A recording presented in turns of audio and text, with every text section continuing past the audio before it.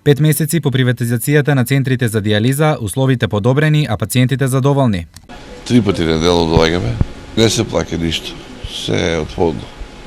Само ние си купуваме нешто лекове кои ни требат. Сега е многу добро, меѓутоа.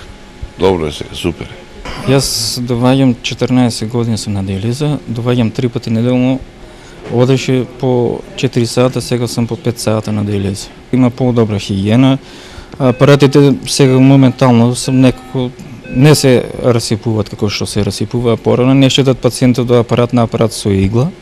Тоа е најбитно. Во моментов во трите центри за дијализа во Кочани, Делчево и Штип се згрижени 135 пациенти. Најголем дел од нив, 53, се во Штип. Располагаме со 15 апарати, обслужуваме во 2 смени. Прва смена одат пациентите и втора смена.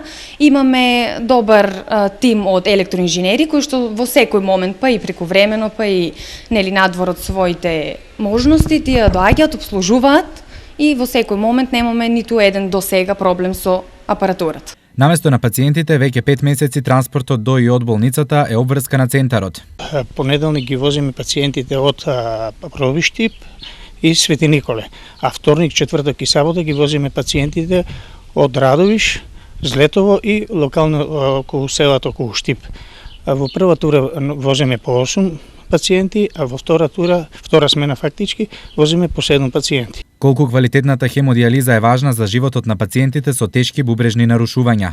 Тоа е терапија која што е замена за нивната бубрежна функција и преживувањето е доста големо, пациенти по 30 до 35 години кои што се овде на дијализа. Така да апсолутно ако е квалитетна дијализата, дека се продолжува и животниот век на пациентите.